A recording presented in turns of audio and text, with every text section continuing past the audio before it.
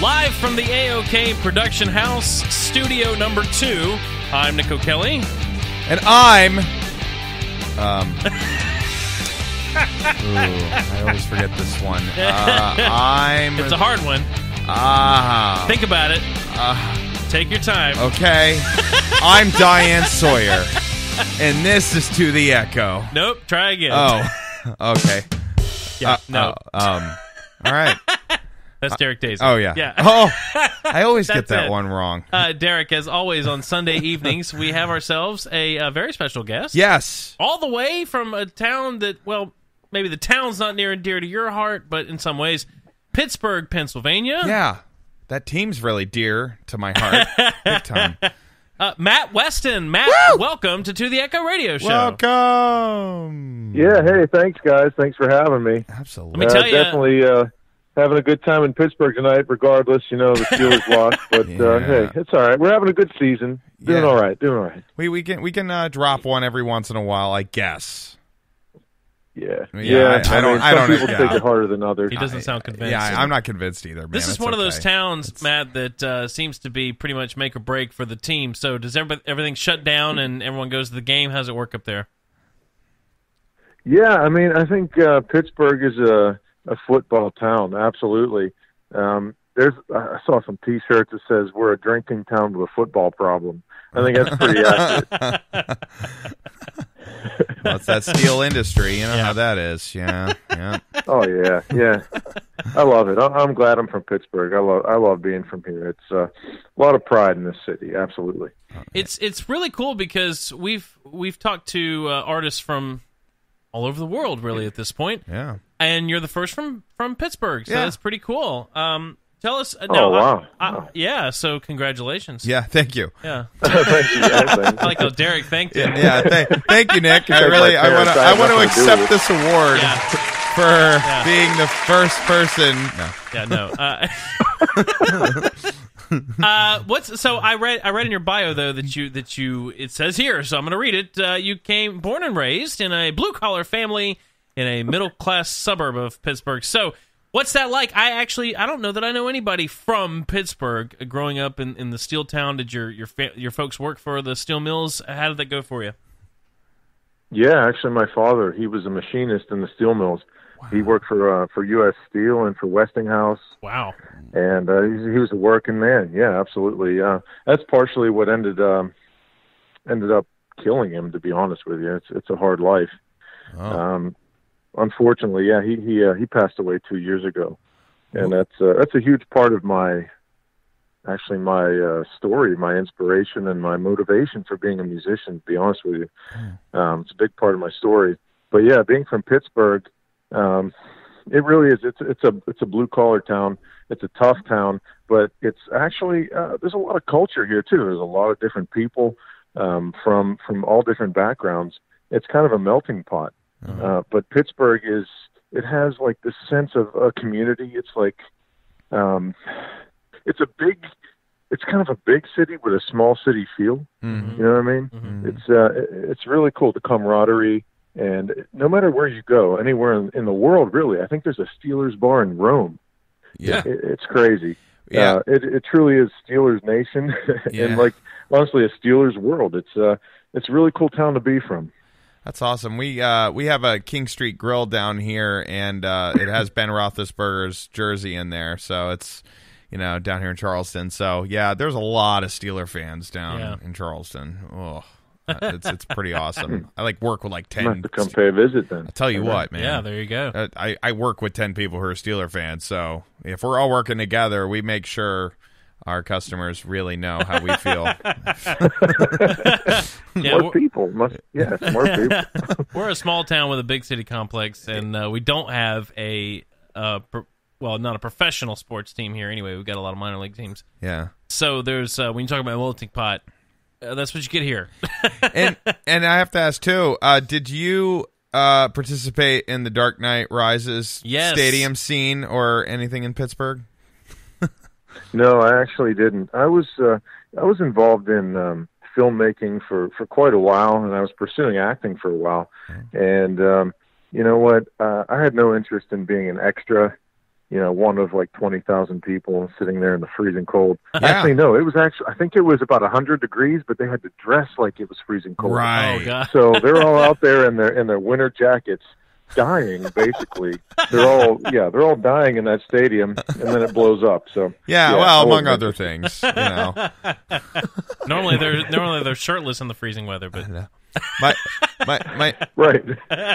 my favorite part of that whole movie was that Bill Cowher was the coach again for just a moment. He I don't know, they flew him in. I guess Mike Tomlin didn't want to do it. So all right, Bill, you're a coach. Come on in, man. I'll tell you what. Yeah, I mean, he has quite a legacy here. He's probably the most recognizable coach from Pittsburgh. Even today, even though Tomlin's been here for about a decade. Yeah, Cowher. I mean, that's the chin, man. Something about it. Cowher power. That's right. Man, that whenever he's pissed off, big chin. He's like, oh. you got your butt off the Oh, yeah. I miss those days. Spit flying out of his mouth, the chin sticking out. Yeah, so pissed off. Actually, we have a stupid mascot. I think it's stupid. Yeah. Steely McBeam, and it looks suspiciously like Bill Cowher. It really does. It's got the 5 o'clock shadow and like a big chin. And it's kind of dumb. I don't know, Steely McBeam. Nobody really cares about it, but we tried having cheerleaders too. That didn't work either. Yeah, because are anybody actually looking at the cheerleaders when you got a Steelers game on? I'd be like, get them out of the way. I'm trying to watch the damn game. What are you doing? Yep. Right. Exactly. And so this show we're supposed to be talking about Steelers for the hour, right? I'm just sorry. making sure. I'm just making sure that's what this is about. Because we could go all day, man. I'm sure you could. I'm sure you could.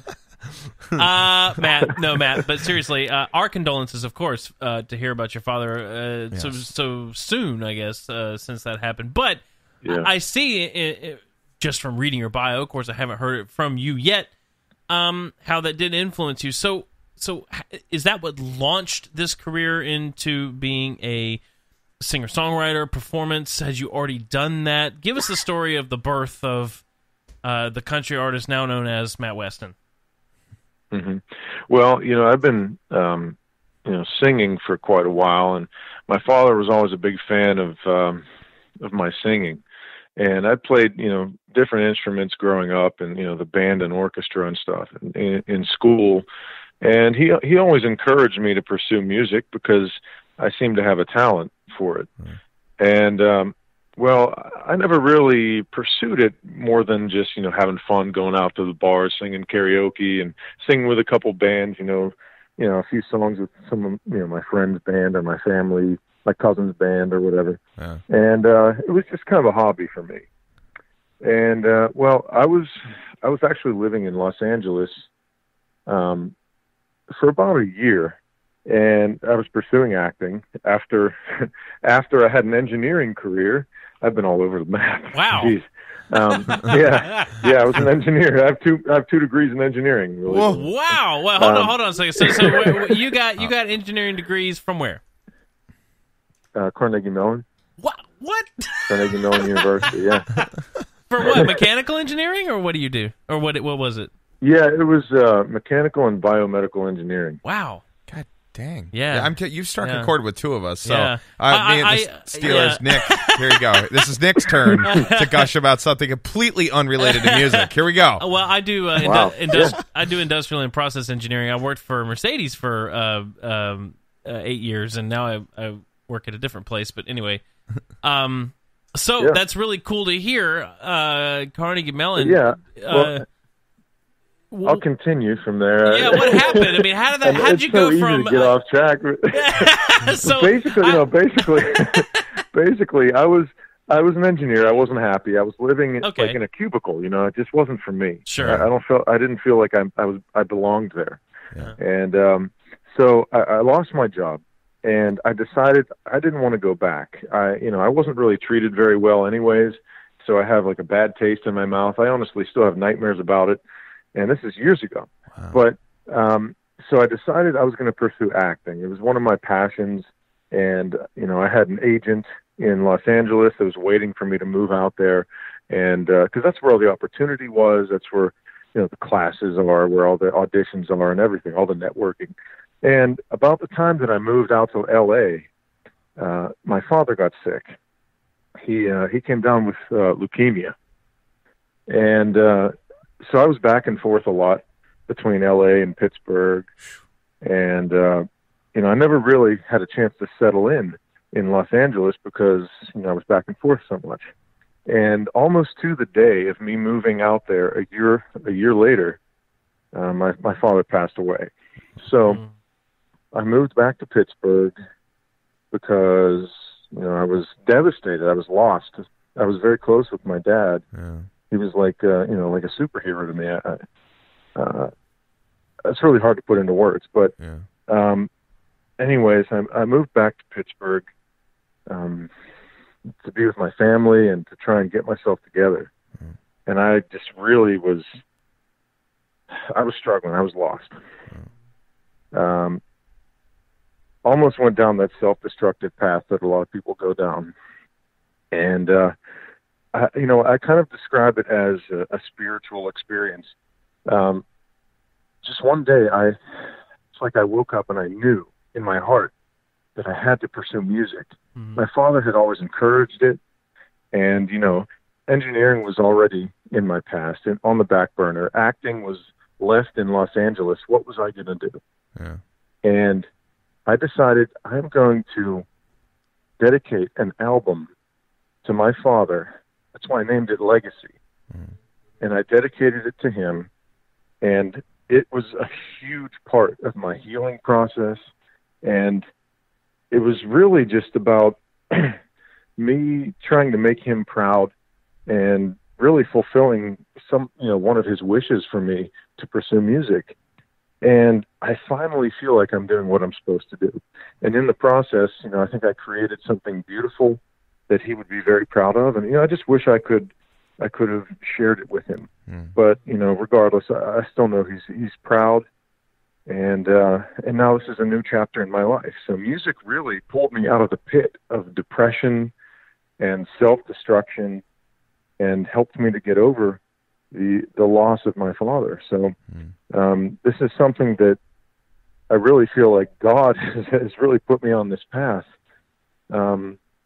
Even though it comes from a very dark place, I made something beautiful out of it. And I'm thankful for that every single day. Well, the product itself, it's a beautiful story, and the product itself is great. It sounds very, very good.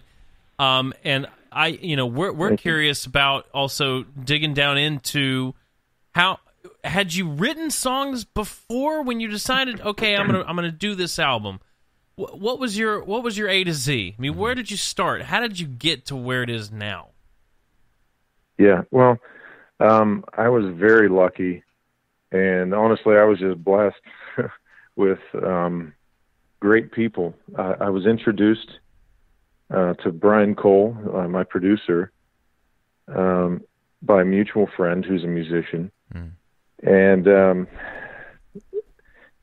he understood my vision.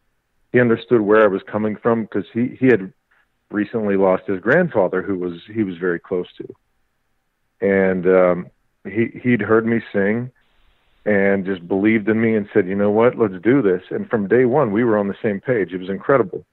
And he was able to get me in touch with amazing artists from Nashville, singers, songwriters, musicians, publishers, and we put together an album that just really reflects a lot about who I am as a guy, just as a man and as an artist. And it just all seemed to fall into place. It fell into place a lot faster than engineering did or acting did. It just seemed like it was meant to be, even though it was bittersweet, but I really felt like it was meant to be. So, yeah, I've been writing. I've been writing since I was a kid. Yeah. But my debut album, I honestly could not have written any material at the time because I was in such a dark place. I was really struggling just day to day, And so what we did is we got some amazing songwriters and some amazing people and put together an album that my father would have loved and an album that I love. So that's how it all came together. But I'm writing right now. I'm actually going back down to Nashville. I've been there a couple times recently, and I'm going back down there the first week of December to continue writing for my second album. So my second album is going to be, if not 100% me, it'll be probably 80% me, songwriting wise. So I'm looking forward to that. I noticed also it mentioned here that you worked with some pretty cool people in terms of instrumentalists, Mike Brignodello, Steve Henson. These are pretty big names. Are these people you met down in Nashville through Brian Cole introduced you to these guys? How did you end up with them on the record? That was all Brian Cole. Very cool. He's like I said, he's been like a brother to me, like a mentor. But he's been such a blessing with his connections and his friends that I've been able to work with. And wow, what a way to come straight out of the gate with a debut album, having these guys playing for me. What an honor! Honestly, what an honor. Yeah, it's pretty wild. So you were top 200 international country artists chart, Farmtown, Still Climbing, 2018 International Music and Entertainment Association Male Country Artist of the Year, and recently appeared in the Billboard magazine from October. Very cool. So yeah, it's pretty surreal. Do people recognize you in the street? Yeah. Do people take their clothes off for you? You're like, you're just trying to get milk. You're like, dude, listen, I just want to get my stuff and go. I'm not into that. Yeah, it's pretty tough. I can't even go shopping for groceries or pump gas in my car. It's pretty tough. That sucks, man. I'm so sorry. Nothing like that. Yeah. Not yet, at least. Yeah. I mean, we'll see where it goes. And, that's not my goal anyways. That's not why I'm involved. That's not why I got into this. I got into this for a matter of the heart. Yeah. And I think that's what's most important. Yeah. It's something that makes me happy. Because honestly, I turned away from a very, lucrative and stable engineering career. Yeah. For something that's, a matter of the heart. And that's a big risk. And trust me, it's I'm feeling the pain from that, because the struggling artist is a real thing. Yeah. But in the end, I can go to sleep at night and be proud of what I'm doing. And being true to myself is just so important. Yeah. Because I feel like I lost my father at a young age. He was only 64, and it makes you really think. You only get one go round at this thing, so you might as well be who you're meant to be. Right. I spent a lot of my life being who I was supposed to be and pursuing what I was supposed to pursue. And, it might have been a little bit, easier, maybe a little more stable, secure, but at the end of the day, that's just not who I am. I have to be who I feel like I was created to be. Yeah. So, God willing, it'll be a lifelong career. So we'll see what happens. Well, now speaking of career, now Brian, you were mentioning is kind of the guru behind the recording. What is the marketing push right now? How are you going about getting the music out there? Do you have a team together? What are you doing in terms of publicity?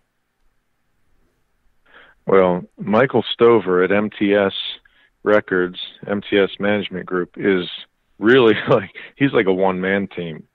That guy, I'll tell you, he's the one that is responsible for getting me on your show. He's the one that's responsible for me being in Billboard magazine, for being on, in interviews with people from countries all over the planet, and on radio stations and internet stations and everything. My team is MTS Records, and that is basically Michael Stover. The guy is incredible, and I owe him a huge, huge debt of gratitude. Absolutely. And I'm very proud to be with him. He's a good guy, very great guy. And Man, you know what? I got to him through Brian Cole once again. Ah. So Brian Cole, it's I'm so happy that they were brought into my life at the time that they were. Yeah. It just really feels like it all fits together a little bit too nicely to be coincidence. Yeah. Yeah, just all the puzzle pieces just boom. Yep. Right. Yeah. Yeah, Right. we've met a lot of people through Michael. It's been really great working with him. In a pinch, we always try to have a guest on Sunday nights, and there have been a few where I emailed Michael and said, "Hey, Yeah, what's up, Mike? what's going on, buddy?" Because because he, obviously he represents a lot of great people, and we've met some really cool artists through him, and a lot of them have great stories. Like not exactly like yours or anything, but just it's really neat to find how I wonder how he comes across all these people. We had a group on a couple weeks ago from New Zealand. Through Michael's group.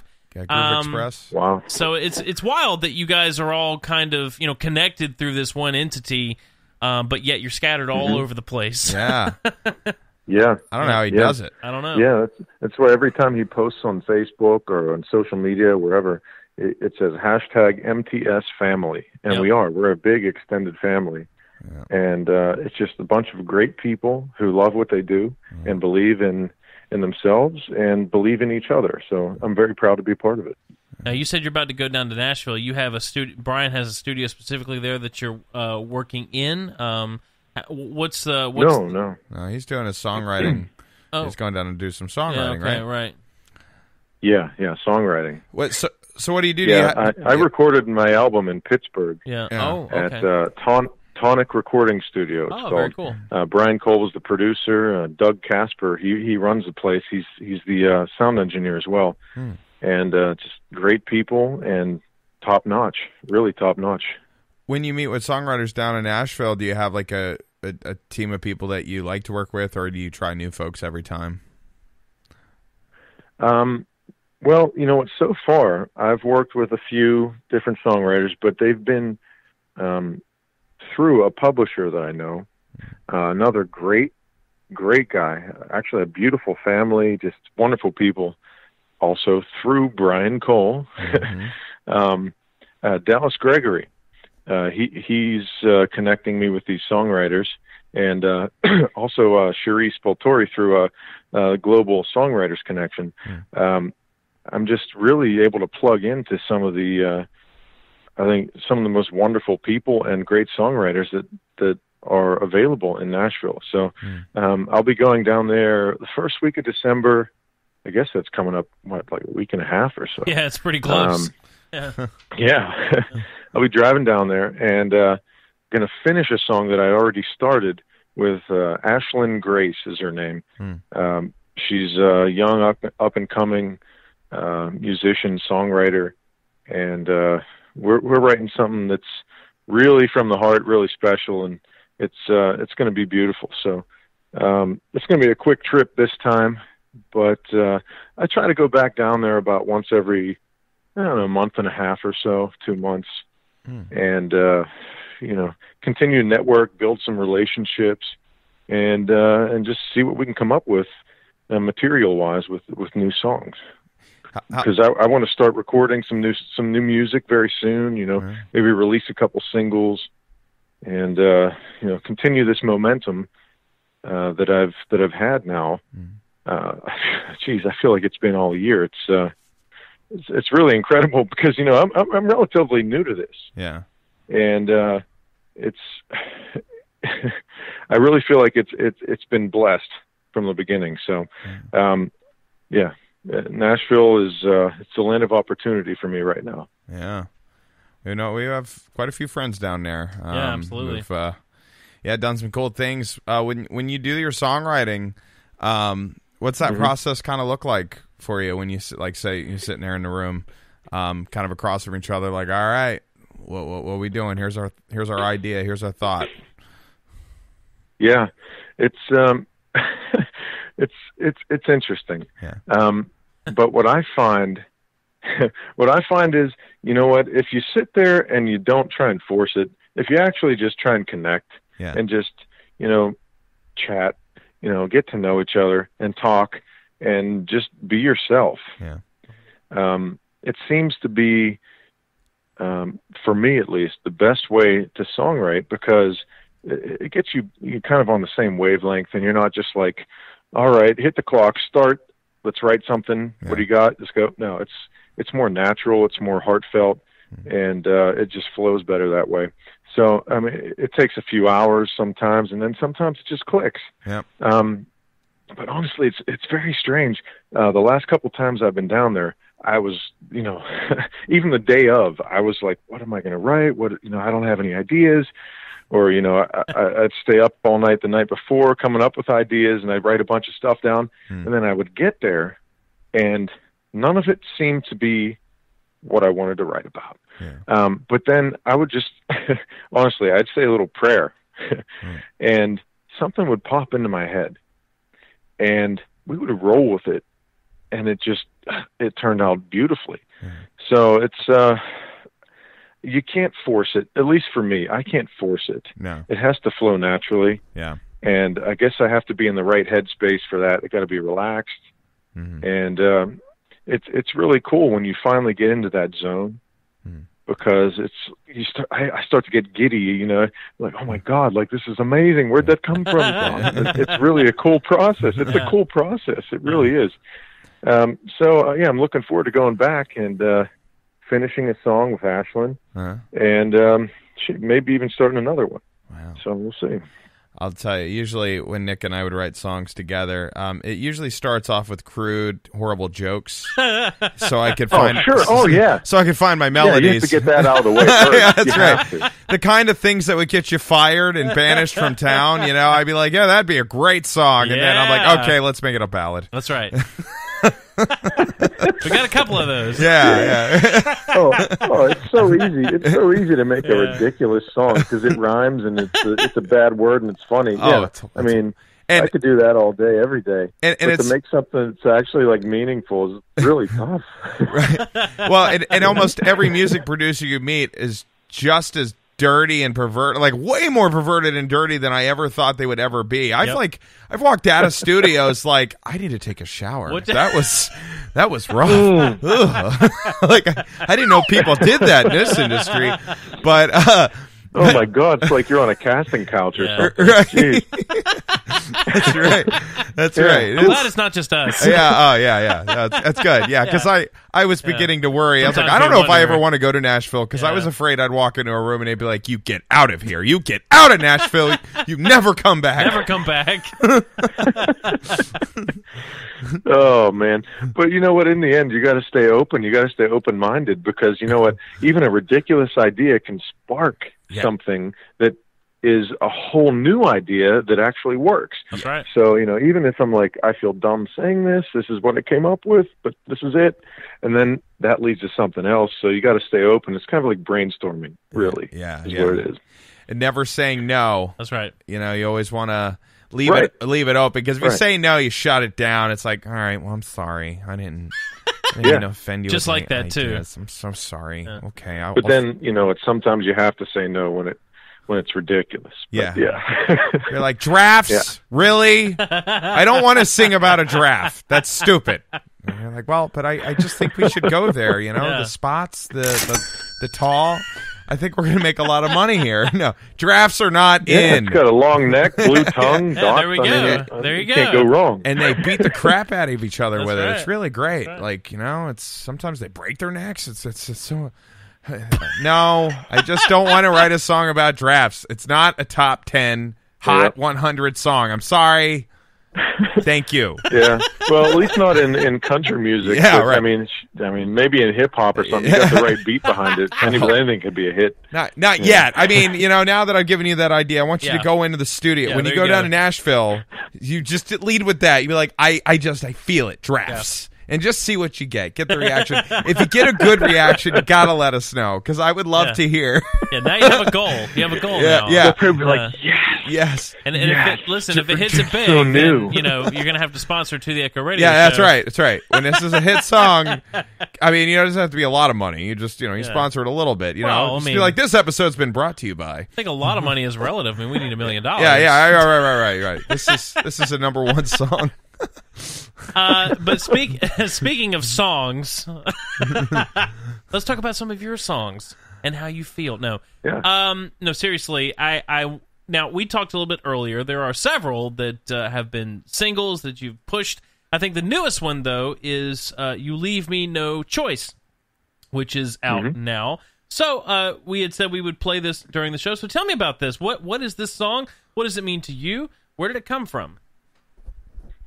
Well, this song, I think it's probably, it's one of, I don't know if it's the sexiest song on the album, but it's up there.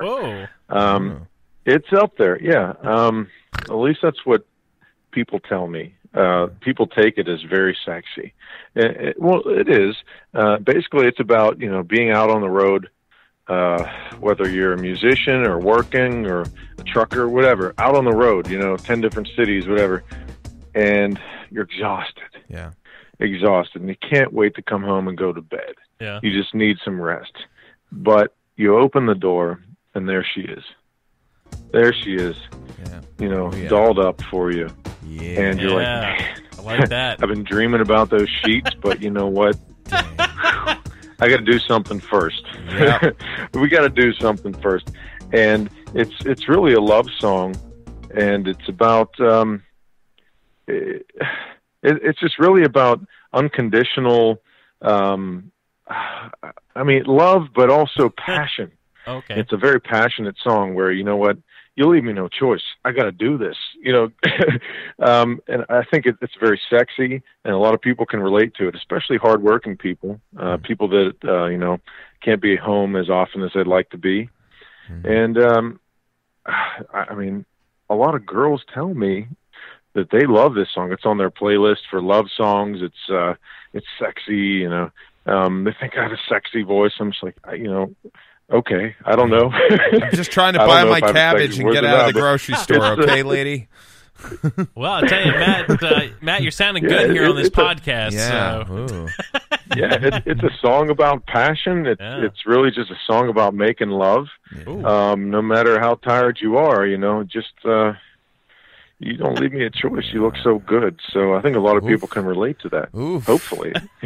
So, and for those listening, after our show tonight, we're gonna have the late night hour with To the Echo Radio Show. Right. We're gonna have him, that was the PG version. We're gonna go deep, and we're gonna have some other voice actors that are gonna really bring this story to life. You didn't know you were coming on Dr. Phil at night. Yeah. I mean, the music video could have been a little bit different, but Yeah, whatever. Yeah, the music video in this imagination is hot. Well, before we get too much more off the rails, we're gonna play this song, Matt. All right, is that okay? Are we allowed to play the song? I mean, we can keep talking about that hot night, but I think we want to hear you sing about that hot night. Oh yeah. No, we're very serious. This is a great song. I like it a lot. And we are here. We're having a good time here. It's To the Echo Radio Show. We're talking to Matt Westin all the way from Pittsburg, Pennsylvania, sending our good wishes to him after the loss that he felt both 2 years ago and tonight as well with the Steelers. But that's okay because we're going to make up for it right now by playing his song, You Leave Me No Choice, To the Echo Radio.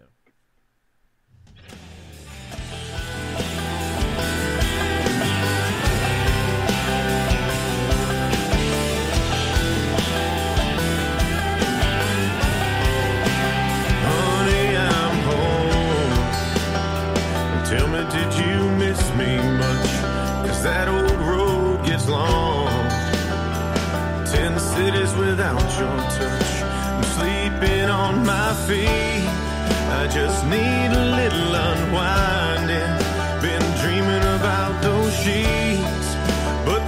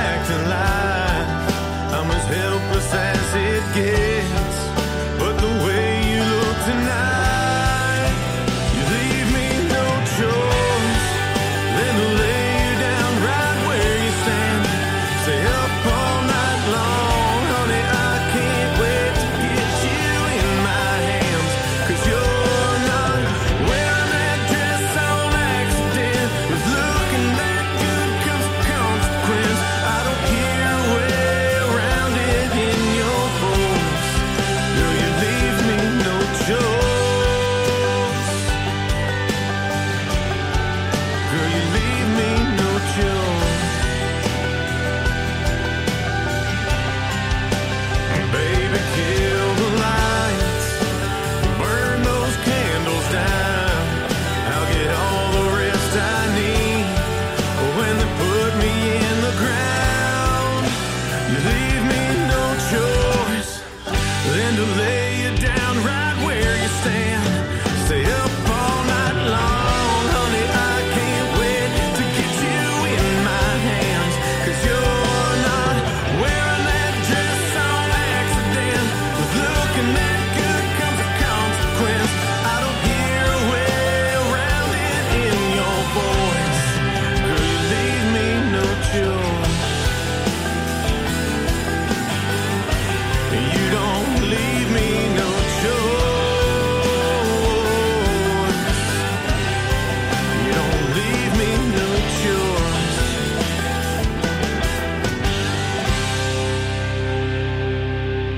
Well, that is Matt Westin right here to the Echo Radio Show with You Leave Me No Choice. Matt, I'm going to tell you, it sounds great. Yes. I love it. Yes. Oh, thank you, guys. Thank you. Yes. And I'll tell you, That sounds hot. it does. Settle down, brother. Okay, all right. Whoa, okay. Now, I have not seen the music video. Do you have a friend who is your girl in the video or what? No, it's actually a lyric video. It's a lyric video, okay. But it's a romantic one. We were going to go another way. We were going to go another direction, but you know what? Kind of wanted to keep it a little bit more family oriented. So it's a pretty video, but I think it really captures the soul of the song. So yeah, check it out. So it's not like a CSI music video, you know, like you found the body of this person, you're like, and you're like, Yeah. you leave me no choice. Yeah, man. Yeah. You nailed it. That was Yeah, it. that's it. No. That's what it is. That's my country voice. Yeah. No, I know. Well, next time. Yeah. I'm not a good country singer. I got it. Yeah, absolutely. Yeah, there you go. Yeah. So, Matt, we have a Well, friend. I'm glad you like the song, guys. Yeah, it was great. We've got a friend of ours down in Nashville we talked to a few weeks ago, Kanan Cox. You should look him up while you're there. Yeah. Also a singer-songwriter, up-and-coming country guy as well. Yeah. We were sitting here joking that you guys need to get together and tour because similar styles, I should say. Yep. Yep. Yep. Oh, he has good taste then. Well, Okay, yeah. cool. I mean, it's decent taste. Yes. I don't want to. Decent. Yeah, it's okay taste. You know, he's not a wine expert. I mean, he's you know, he's had a few platters of cheese from time to time, and you know, he's been okay about the cheddar. I'm like, yeah, the cheddar was pretty good, Kanan. No, but Yeah, absolutely. Oh, wow. yeah, I know. Sorry. You know, some interviews, I'll tell you, Matt, sometimes people aren't playful with us, so it is very much all right, well, tell us your story, and we'll hope It's a for the fishing best. expedition. Yeah. You know, I'm casting it out there and just... You know, and Oh, yeah. Yeah. if you give us Well, I something. mean, you're like a stand-up comedian, so I don't know how it could be dull. Like, no dull moments, right? Yeah. Well, That's live radio. Yeah, that's it. Not as easy as it looks. That's right. And sometimes I have an off day and it's terrible. And it's usually really bad when we have guests in the studio. I don't know what it is about having them in the room, but I feel like they're all just staring daggers at me the whole time. Probably great how time. you smell, to be honest. Yeah, don't well, know, I but try to shower. That's what I would but- guess. I've got candles in here. I try, but like I'll because I do it. Like I wait for those one-liner moments. You know that's what I live for. Yeah. Nick will set up some fart joke and I'll take it, and then they'll just all look at me like, "We drove here for this." Yeah, there you go. You just need a bump at the Yeah. end, the drums. And they laugh at the Perfect. drums, but they still don't like me. I'm like, well, Yeah. okay, all right, Yeah, that's right. okay. So there you Oh, go. no, brother. It is what it is. Sorry. We'll work on it. We'll work on it. We'll We'll get work on it. there. We'll get there. Well, Steelers? well, Matt, what's coming up next? What's next for you? I know you said you're about to head down to Nashville. Are you putting out a new single soon? All the singles are out now. What can the audience expect next? I guess is the question. Mm-hmm. Yeah, well, I'm heading back down to Nashville to continue writing, and I plan to release a new single probably, hopefully within the first quarter of next year. So in the next couple months, have a new single out, and it'll be an original song. Very good. So yeah, keep an eye out for that. I plan to actually release a couple singles. Every few months, release a single just to stay fresh. Yeah. And it's a lot easier than recording an entire album and then releasing a whole album, Right. Which is what I did for my debut. And I guess that made sense for my debut. Yeah. But from at this point, we're going to do some singles and, just try and get my face out there and continue to talk with people like you and just, build my fan base and see where it takes me. Hopefully, onward and upward. Yeah, it is one of those things too, because ultimately, well, if you do make it, or when you make it, it's one of those, it's not the album that usually breaks you, it's the single that breaks you. So it's like, well, now you don't have to put all your eggs in one basket. You get to try one and see how it works. If that one doesn't work very well, okay, all right, we'll try another one. Because if one starts to take off, well, then you can get the album together. You can, all right, now we have some momentum. Now we can thrust this out there. Because a buddy of mine, Jimmy Allen, did that. He, he was kind of fishing with singles, and then his single just went to number one in country. It's 2 weeks at number one, and and then he got the album to kind of do that final push to get it to number one, because it's been like slowly climbing over the last few months. So it's. Yeah, I think that's a good way to do it. You'll save a little bit of money too up front, because those albums. Sure. And if the single does well, then the album will do even better, even though it's been out for 10 months or so. Right. It all works together. Yeah. So that's excellent, man. Yeah, it's good strategy in this day and age. Yeah, absolutely. And then look at that. After you release 6 singles, then you just well, there's your EP. Be like, all right, well, hey, you can buy the whole collection, and here you go. Exactly. Yep. Copyright. It's pretty cutthroat. It's pretty cutthroat, but you know what? I'm loving it. It's a learning experience. It's humbling, and it's encouraging, and it's fulfilling, and I'm loving it. That's awesome. So I'm happy to be doing what I'm doing. Well, Good. that's excellent. Keep it going. And we've really enjoyed having you on. So take a moment here and promote yourself. Where can people find you? Where can they buy the music? Importantly, and see where you're at, and so on and so on. Where can they find you? You can find me at mattwestin.com. Just like the hotel, Westin, Westin, mattwestin.com. And there's links on there from my social media on Facebook and Twitter. And you can find my music on Amazon, iTunes, Spotify, basically any online digital retailer that there is. So my album's name is Legacy, and Matt Westin. So basically, just Google me. You'll find me. Yeah, boom. Yeah, that's pretty the way easy. That's the way it works. Yeah, if you don't Google, Drop how the will mic. you know? Exactly. Yeah, that's great. Well, Matt, it's been an absolute that's how it works pleasure. today. It's been a pleasure getting to know you and talking to you. I hope you had a good time. And we look forward to hearing more from you. Anytime, you're welcome back, of course. Anytime, if you have a new song or album or whatever, just get back in touch with us. We'd love to promote you again. Absolutely. Likewise, I had a great time. Thank you so much for your time. I really appreciate it, guys. Absolutely. Thank you. Yeah. And we'll be listening. Yes. And watching. That's right. Outside of your Please window. do. That's right. Yeah. Yeah, hopefully, like stalkers, because that's what we are. Yeah, no, we're a long way away. Okay, Matt, have a great night. Happy holidays, and we'll talk to you later. Yeah, you too, guys. Thank you. Right, We'll bye-bye. see ya. Bye-bye. Bye-bye. Well, Derek, there goes Matt Westin. Yes. Enjoyed that. Yeah. That's cool. I love getting to know these guys. I think it's pretty cool. Eventually, we're going to have a long, Rolodex. Yes. We're going to have a long Rolodex here that we'll have to try to... That's right. So when I need to sell Girl Scout cookies in a few years, I'm going to know who to hit. That's right. That's how you make money, Nick. Absolutely. You start a Girl Scout troop. You just get some girls that aren't really interested just so we can collect on the cookies. Exactly. What's your favorite Girl Scout cookie? I I never can remember the name of it. There's two. Okay. Thin Mints. Okay. The other one is the coconut with Mimosa? Is that mimosa? chocolate drizzled. You know what I'm talking about? Yeah, I know what you're talking circle. about. Yeah. What is the name of it? Maybe it is Mimosa? something. I don't know. Yeah. Not gonna work here anymore. Wait a minute. Sorry. We're gonna find this. Okay. I love these things. Yep. I haven't had them actually in a long time. Yeah. I found a whole. I found a whole actual Wikipedia of all the ones. Okay. Yes. Let's just go through these. Okay, do it. Let's see if you've heard of them. These aren't all okay. These aren't all the Girl Scout cookies. That's a lie. I'm not going to read that list. That's stupid. Okay, I'm going to girlscouts.org. Okay. They have a picture of the cookies right here. Meet the cookies. All right. Oh, they have the recipes. Well, the cookie recipes. What the heck's the point of buying I know. them? This is crazy. Okay, here we go. Girl Scout s'mores. Oh, I love those. Those are the squares. Oh, I didn't know those existed. Mm-hmm. I found it. Samoas. Samoas. Caramel. They're called Caramel Delights or Samoas. Okay.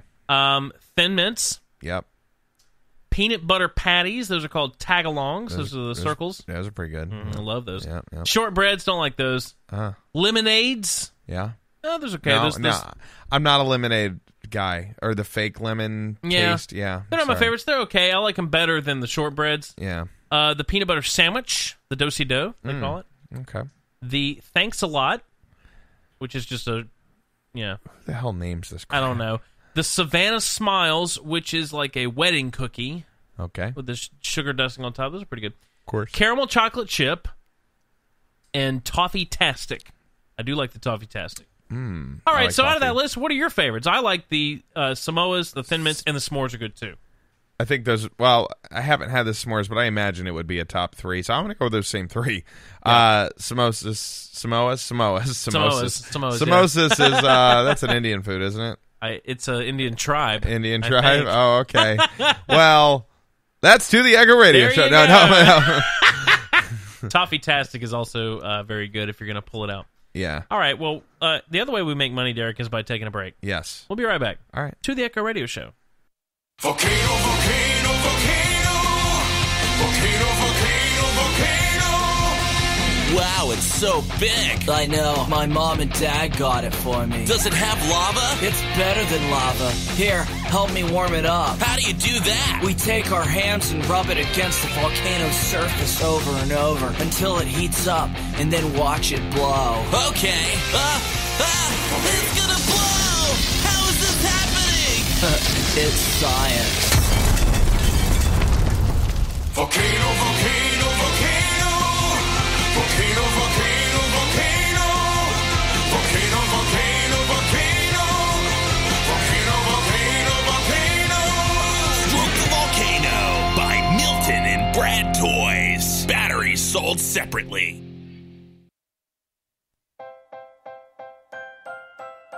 Have you been craving a hot dog?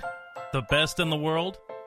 Then come on down to Big Schlong's Big Dogs and fill your mouth and your stomach. Hi, I'm George C. Schlong, and I can promise you one thing. When you come to Big Schlong's, you're served only the finest quality and the biggest, juiciest dogs in town. So why not give it a try? The fixins are free, and with every purchase of a mini Schlong, you'll get a cup of cheese. So come on down. Big Schlong's Big Dog Stand and tell them that George C. Schlong sent you. You'll get that service and that Schlong. Big Schlong's, the biggest dogs in town.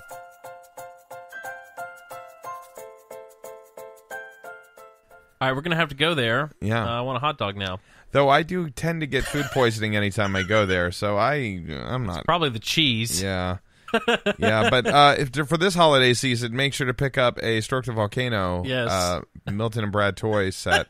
It's really great. It's about a 3-foot volcano, and you build it and you stroke it, and eventually it just blows and it makes a big mess, and then you punch out a couple of kids, and it's really oof. Yeah. There's so many toys like that. I know. I'm trying to remember the one that was like you picked up the balls and you put it in his mouth. You remember that? What? I'm not kidding. That was like the theme song of it. Was like you pick up the balls and you put it in his mouth, and I don't remember. I'm gonna have to. Okay. Okay. I'm sorry, but these It's games all right. were like this back in the day. I know. I just remember. I'm gonna have to remember. Oh, Mr. Bucket. Do you remember Mr. Bucket? Oh yeah. So okay, and I think what it was is that the balls come out of his mouth. Oh, but yeah, that sounds less Mr. Bucket. provocative. All right, hold on. I'm gonna see if I can find.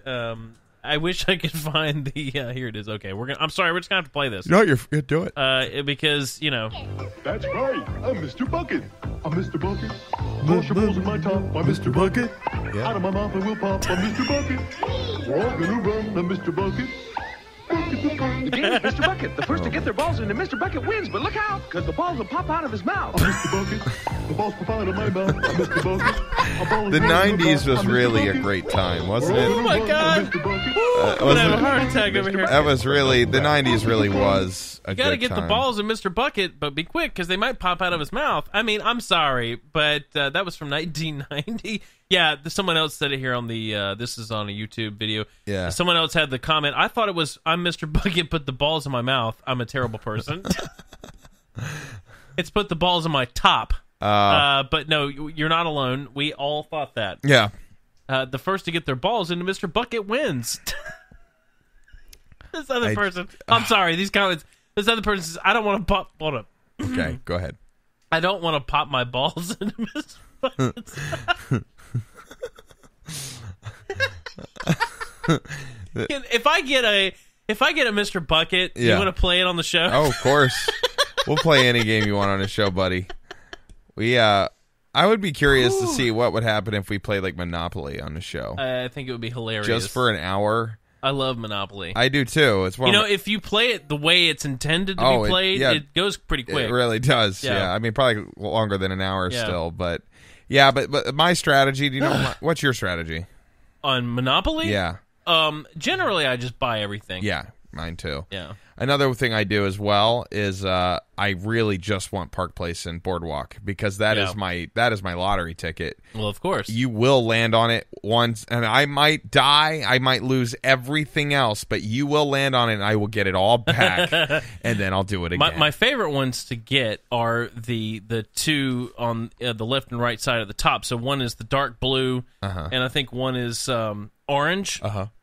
St. James Place is in one of them, and the dark blue has North Carolina Avenue or something. It's the ones before Park Place, and then the green ones. Is it North Carolina? Yeah, that one. Yeah. I thought they were dark blue. Anyway, that one. No, dark blue is Boardwalk and. Oh right, okay, so they're green. You're right. Yeah. So it's that Monopoly, and then it's opposing Monopoly on the left side of the board. Yeah, those are my favorites to get because it's in the corner. Yeah, and they land there all the time. All the time. I also and the railroads. Railroads, of course. But I think the most annoying one to get is the Baltic Sea, like the very beginning. Because I get a quick $200 out of you, you loser. I love playing it on the computer. Yeah, because they animate everything. I think it's fun to watch. Oh yeah, I have it on iPad, I believe. Yeah, you can pretty much play it for free now. Almost. I think the Apple game there's in. But you can go online and or on the internet. They have a free version of the animated game. So yeah, but on the phone, I think it's like an in-app purchase kind of thing. And I bought it back when it was like $5 or whatever. Oh, really? Yeah, so I own it. But I mean, it's Monopoly's Monopoly, man. Come on, like how many versions of it do you need? Did you see this new millennial version of it? No, I heard it was insulting to millennials. Sure it is. Let me search it. Monopoly for millennial. Yeah, it's already. I only have one. I always forget the word I'm trying to use, but one of the special monopolies. And it's the Star Wars one that came out when the first re-release on tape did, and George Lucas did the intro to the movies. Monopoly did a Star Wars with pewter pieces, and there's a bunch of them that are Star Wars characters. Yeah, I had that. Yeah, I had it. I actually got that as a gift for graduation. Yeah, from a girl. No, actually, it was before that. It was middle school. I had them, and I played my aunt Yeah. And I never realized how competitive she was, but I did exactly the strategy I told you. And she got everything but those two out of me. Yeah. She's like, Derek, you're going to lose. You know, of course, we got like TIE fighters and Yeah. or we have the Star Destroyers Yeah. or the hotels. Yep. And that's all I have on there. And she landed not once, but twice on her second go around and lost everything and lost the entire game to me. She told me, she's like, you're being dumb. You need to diversify. And I'm like, you'll see. And I was in 7th grade, and she was pissed. She was so angry. Yeah. And I'll never forget. I always wanted to make a shadow box out of that one, where you kind of glue the pieces to the board and put it in a frame. Oh yeah. Because it was that one was actually a special edition. Back in the day when they really did a special edition. I know. I had all kinds of special edition crap though. I had the Millennium Falcon from the 90s and all that. Yeah. Apparently some guy stayed at my dad's house and robbed all my crap and sold it. Oh, that's yeah. He found all my collectibles in the attic and sold all of it.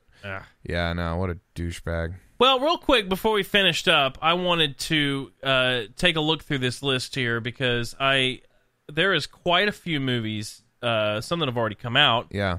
Coming out this holiday season. Okay. I've got a list of 22, some that I've never heard of, and others I think I wanted to have a quick chat about them. Sure. Okay, so this isn't a game or anything. I was when I read through those, I was like, wow, there really is a lot coming out. Yeah. First of all, Creed 2. Yeah, the band, I didn't really want to see the movie. I mean, Scott Stapp is a weird guy, and with all this Stapp, or whatever, with all the CIA crap and him going nuts, I don't think he needs a sequel. He's got a Stapp infection. I think we just need to leave it at Creed 1 and be done with it. I think that Michael B. Jordan is talented. Yeah. I did not see the first Creed. I don't know that I have any interest in it. I don't, but I'm not a boxing guy. Like, I didn't see the Rocky movies, so I'm sorry. Well, the first Rocky's worth watching, I think, mainly just for pop culture reasons. Yeah. But I know them because everybody references it all the time. I'm not a big fan of them, though. I mean, it's okay. Yeah. Rocky, you need to see it, I would say. Yeah. I will sometime. I wouldn't say sit down and watch the whole series. But I never saw the first one, so yeah. Surprised they're doing a second one. Quick thing on Michael B. Jordan. Did you know that he hooks up with people, like on like if you Tinder them or something? I'm not Tinder, but some kind of social. Oh, Instagram. He's like met people and he's like hooked up with girls on Instagram. So never be afraid of Instagram. Your heroes, because you might just get to maybe sleep we'll with get them. him on this show. Let's try to do that. Yeah, well, I liked him in Black Panther. Didn't work with Jim Gaffigan, so I don't know that sucks too. He's kind of, he's a big comedian, but come on. I know. I think he would have been perfect for this show. Come on, Jim. But if he doesn't want to help his career, whatever. Yeah, fine. We might try that again soon. Yeah. Okay, next, Fantastic Beasts. We talked about that one. Yep. Loved it. Yeah, you did. A movie called The Favorite with Emma Stone. I never heard of it either. Okay. Emma Stone and Rachel Weisz. Okay. No idea. Nope. Green Book. This is the movie that's got actually Viggo Mortensen's in it. Oh, is this the one with the piano player? Yeah. Like he's like. Yeah. I saw the trailer of this on Bohemian Rhapsody. It looks good. Mahershala Ali is the guy that's in House of Cards. Yeah. And also shoot. What's the Marvel movie? Think of it. I'm blanking. The Unbreakable Skin. Yeah. He's in that too. Okay. Ralph Breaks the Internet. Yep. Loved it. Nick loved it. A movie called Roma on Netflix, which is evidently getting a lot of publicity because they're trying to make a run on Netflix for the Oscars for this. Never seen it. Neither have I. Movie called Widows, which is Steve McQueen's fantastic caper. Maybe his first studio movie. Never heard of it. Nope. It's funny to me that Mary Queen of Scots with Margot Robbie. I like Margot Robbie. I do too. Nope. Haven't heard of it. Tyrell. Nope. Never heard of it. These are the 22 movies that you must see. Okay. According to Business Insider. All right, Business Insider. Vox Lux. You thought Natalie Portman brought it in Black Swan. Wait until you see her as the pop star Celeste in the second feature directing effort by actor Brady Corbet. Jude Law and William Dafoe's in this as well. Oh. So it's going to be a Black Swan 2 with Natalie Portman about Celeste. Okay. Yeah, if Beale Street could talk. Never heard of it. No. Mortal Engines. Now, this is interesting. Have you seen the trailers for Mortal Engines? This is Peter Jackson. No. Okay, so this is... A colorized World War II? No, actually... Oh, that's something different. When I first saw the trailer, I wasn't sure. But evidently it's a post-apocalyptic situation, and they've built cities on wheels. Yeah. And there are these like giant off-roading vehicles that carry cities around. And yeah, there you go. Peter Jackson, big world-building movie. Okay. It looks very interesting to me. I kind of want to see it. All right. Well. Here's another big one that I'm interested in. I don't know if I'm going to watch it in the theaters, but The Mule with Clint Eastwood. Oh, yeah, I saw the trailer of that, too. Very interesting. Where he just rides a mule. Yeah, it's really cool. Yeah, he's this gotten kind of lazy. Actually, I think it's funny because the movie to me does seem like a lazy thing from him, Yeah. but he's directing it and starring in it. It's very like Breaking Bad kind of thing. Yeah, where he's driving like, this is the last drugs. one. Yeah. And I'm like, dude, what? Yeah, like when the cop pulls him over and all that. I'm like, oh, shit. Yeah. Lawrence Fishburne, Michael Pena, Yeah. Bradley Cooper, and Andy Garcia all with him in that. Yeah. I like that entire cast. Me too, man. Bradley Cooper, you can tell he's the cop. He's going to get him. Yeah, I love Michael Pena, too. Yeah. I hope he has one of those scenes, those sequences that he does, where he recaps, and you see other people saying his words. You remember when Bradley Cooper was nobody and he was in Yes Man as the roommate? Yep. I liked Yes Man. I did too. I loved it. I like Zooey Deschanel a lot. Oh, I love her too. I thought that was like a really, I really liked that movie. Yeah, me too. And I kind of caught it at a weird time. That weird guy and he's always the weird guy. Yes! Yeah.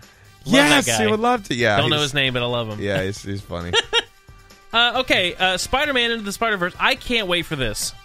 I know, you've said that. I'm so excited about this. Different animation styles for all the universes. I'm very excited. Aquaman. I know, I me feel too. like they dropped Feel the the ball same on way. DC, so I'm like, I don't care now. I feel the exact same way. This has got Nicole Kidman in it. Really? Evidently.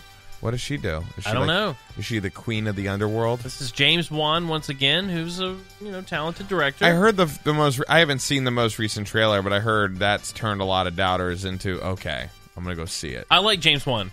Yeah, so we'll see. I don't know if I'm. I don't know. I have so little faith. It's that I don't feel like it matters anymore because I Yeah. feel like they like. All right, well, Batman's not going to come back into this, and Yeah. I don't. They jumped the shark. Yeah, Wonder Woman was okay, and then Justice League just sucked. Yeah. Bumblebee. Yeah. Nah. Yeah. Okay. Travis Knight directed Coraline, Kubo and the Two Strings. Yeah. I didn't like Kubo and the Two Strings. Did you watch that? No. It's on Netflix now. No. Because I loved Coraline. Yeah. If you haven't seen Coraline, you should see it. Okay. Welcome to Marwan. This is the movie that's got Steve Carell in it, and they're doing the funny CGI thing with their faces, like from Polar Express. Uh-huh. And it's about is Robert Zemeckis directing. Okay. And it's talking about coming to and getting the Hollywood treatment. Looks very interesting to me. Uh-huh. Well, I like Steve Carell. I do too. Mary Poppins Returns. The more I see the trailer of this, the more I want to see it. Yeah. They did hand-drawn animation. Yeah. I think it looks very cool. Yeah. I think they're not going to mess that one up. I think between that and Ralph Breaks the Internet, they are going to completely make up for that Nutcracker movie they came out with that was just a complete flop. Did you go see that? No. Okay. I don't want to see it. I mean, I saw the trailer. I was like, I have no desire. No. That girl didn't look like a very good actor. No. And what was the other Disney that just came out that wasn't... something else just came out that wasn't that good. But anyway, that was such a huge flop. But between Ralph Breaks the Internet and Mary Poppins, who cares? Doesn't matter. Well, that's the thing. Make all the money back. That gives them the ability to try things. Yeah, exactly. Because I'd prefer that they try, because ultimately we don't want just blockbusters always being the things in the theaters, because then we're going to lose a lot of those underground movies. Exactly. So Which is what Netflix does. Yep. Couple more. These are three that I really want to see. Okay. Holmes and Watson with John C. Reilly and Will Ferrell. Oh yeah, I saw the trailer of that. That looks funny. I can't wait for this. Yeah. This might be this is actually coming out Christmas Day. Yeah. That might be. I told you I go see Thanksgiving. We also go Christmas Day. We also go see movies. So that might be what we go see. Okay. I'm pretty excited. Vice. Yeah. Which is about Dick Cheney, but what's funny That is... looks good, too. Yeah. With Batman. Christian Bale. I know. And he's a fat guy. It took me a minute. Like, I was like, God, that guy looks familiar. Who the hell is that? He's Chaney, Amy Adams, Steve Carell, Sam Rockwell. Yep. It's a big cast. Yep. Steve Carell making the rounds this Christmas. I know, I'm interested. Kind of bummed that Christian Bale didn't do the Jobs movie, because I think he would have made a really good Steve Jobs, and he said he didn't want to do that, and then he Still did this haven't one. ever seen that. I mean, it's very inaccurate. Like, it's funny. We talking about the Ashton Kutcher or the other one? The other one. The one. Yeah, I haven't seen either.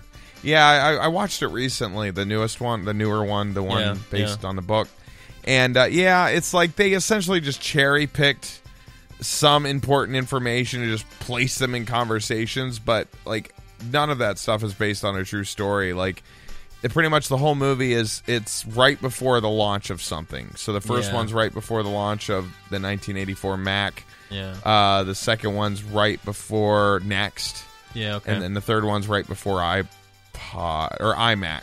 Yeah. And like at the beginning, it's like 30 minutes before showtime, and people come up to him and bring up this crap, and he has problems, and he's pissed off. And Seth Rogen is Steve. I forgot he was in that. Steve Wozniak, and he just wants recognition. Every launch, he comes back, and he's like, "Just recognize the team, Steve. What do you do? Nothing." Then 5 years goes by, and it's another launch. "Hey, I'm here to support you. It's really great. Would you just recognize the team, please?" Like, he's like Rain Man. He just won't let it go. Yeah. He just won't let it go. So, Yeah. Eh. Lastly, another one I'm looking forward to, speaking of Steve Carell making the rounds, John C. Reilly and Steve Coogan are in a movie called Stan and Ollie, which is about Hardy and Laurel and Hardy, the comedy duo. Nice. From the silent movies. So I think that looks pretty good, too. There's, like I said, quite a few in there that I have no idea about. I've never heard of them. All right. But I'd say about half of those look pretty good, and some were already good. Yeah, So it's a big. I kind of snuck up on me a little bit. Yeah. But this is a big holiday movie season here coming up, and I didn't really realize it. So pretty cool. I'm glad you noticed. Yeah, well, me too. Yeah. You know what I'm saying? Yeah. It is what it is, Yeah, but F come on. you. I do what I can. Yeah, no, you can't. I do what I can. You don't do anything. Well, Derek, that's our show. Yeah, I know. Had a good time with Matt Westin tonight. Yes, we did. Always love having new, interesting people to talk to, that up-and-coming artists or some that are already artists. Yeah, he's a good guy, and it was nice to talk to him, even though our Steelers lost. Ugh. That's right. You can look forward next week to AJ from Disney Food Blog coming on. I'm so excited about this. Still confirmed? Yeah, she told me to send her an email actually tomorrow. Okay. I'm going to send one tonight, right. just to remind her. But yeah, she said the second was fine with her. And she's supposed to try to convince me why Disney's good? She doesn't know that yet. Oh, okay. You better figure that out. Let her know my situation so she knows what she's getting into. Because I'm going to fight back hard. Well, take it easy. Yeah. She's a well-established food. I'm excited to have her on. I think this will, assuming everything goes well, hopefully it will, knock on wood here. Well, then, worst case scenario, To the Echo breaks up, and you're the Echo, and I'm To the. And that'll be our shows. No, but assuming that all goes well, she'll probably be the most famous, I should say. Maybe? I doubt that. Well-known person that's been on the show. I doubt that, too. I'm the most well-known person on this She is show. Very, very well-established, very well-known in the Disney fandom community, for sure. Yeah, which is like, what, 10 people? Like, I don't... Who the hell's heard of Disney? Yeah. Yeah. So there you go. It's like 50 million people. Yeah, but That's okay. what, all of them will listen to blog? No. You'd be surprised. Yeah, but not all of them. Sorry, buddy. Just because you're in there, not all of us have season passes or yearly passes to Disney, you douche. Well, anyway, I'm sure that most of our audience has at least heard of Disney Food Blog. Very popular. Nope, never heard of it. So you can look to that I next didn't hear week. of it until you said it. So there you go. You've heard of it now, but that's cheating. I'm Nick O'Kelly. I'm Derek Casey. To the Echo, and we'll see you next time. Bye.